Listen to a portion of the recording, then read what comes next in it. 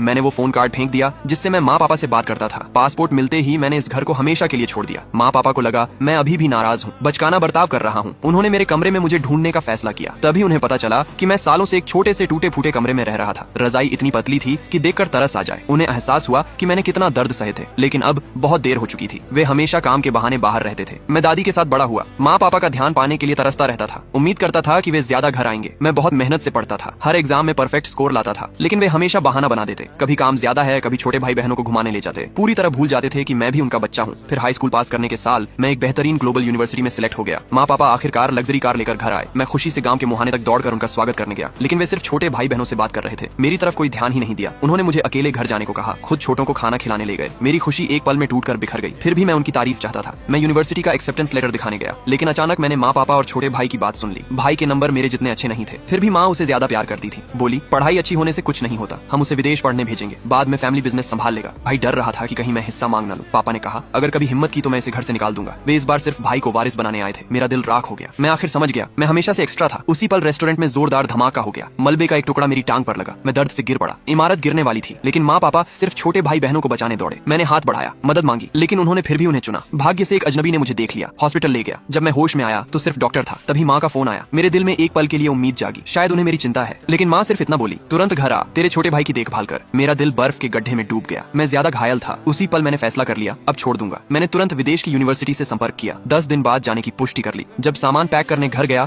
तो ताला बदल चुका था। मैंने माँ से दरवाजा खोलने को कहा। माँ ने मुझे मैसेज भेजा, रेस्टोरेंट में सबके साथ हंसते खाते की फोटो। उसने सिर्फ इतना साबित कर दिया कि मैं हमेशा से बाहर वाला था। अगले दिन माँ पापा ने मुझे दरवाजे पर सिकुड़ कर बैठा देखा। उन्हें कुछ एहसास हुआ। उन्होंने कहा, अब तुझे पापा का सरनेम वापस दे देते हैं। क्योंकि छोटा भाई पैदा हुआ तो उन्होंने मुझे दादी का सरनेम दे दिया था। सालों बाद वो पहचान जो मैं हमेशा चाहता था आखिरकार हाथ लगने वाली थी, लेकिन अब मुझे नहीं चाहिए थी। मैंने सारे डॉक्यूमेंट्स कूड़े में फेंक दिए। बिना मुड़े मैं इमिग्रेशन ऑफिस चला गया, पासपोर्ट के लिए अप्लाई किया। फिर मैंने सालों में कमाए सारे अवार्ड सर्टिफिकेट फाड़ दिए। परिवार की तस्वीर जो मैंने बनाई थी उसे जला दिया। दादी से जो मुझे पाला था अलविदा कहा। फिर मैं बस में बैठकर अपने गांव को छोड़ दिया। 5 साल बाद अपनी मेहनत से मैंने अपनी खुद की कंपनी बना ली। आज भी मैं दादी का सरनेम ही रखे